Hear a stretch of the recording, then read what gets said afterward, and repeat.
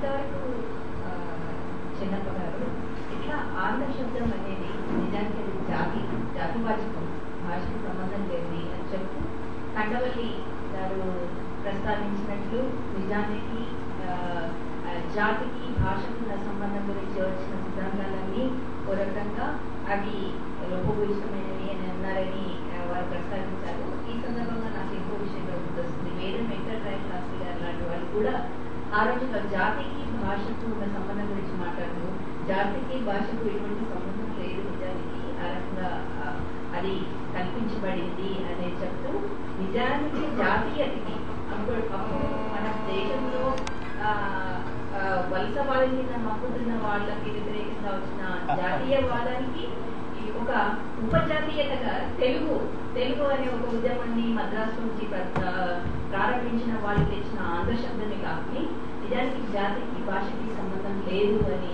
వెంకటరాయ వాళ్ళు కూడా ప్రస్తావించుకున్నారు.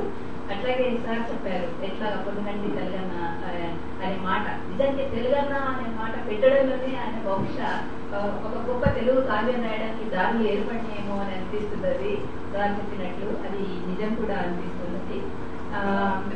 సో భాషకి జాతికి ఉన్న సంబంధం గురించి దానికి సంబంధించిన విషయాలను ఇంకా లోతుగా చర్చించాల్సిన అవసరం ఉంది అని అనుకుంటూ మనం ఇంకోటి చెప్పారు సార్, అంటే తానిషా కూడా ఎలాగా తెలుగుకు సంబంధించిన ఒక చర్చ కానీ తెలుగును ఎట్లా ప్రోత్సహించిండు అని. ఈ విషయంలో ఇంకోటి చెప్పవలసింది ఏంటంటే తెలంగాణలో ఉన్న పంచభాషా సంస్కృతుల గురించి కూడా మనం మాట్లాడుకోవాల్సిన అవసరం ఉంది. బహుశా మిగతా వక్తలు వీటన్నిటి గురించి చర్చిస్తారని ఆశిస్తూ ఇప్పుడు ప్రభాకర్ గారిని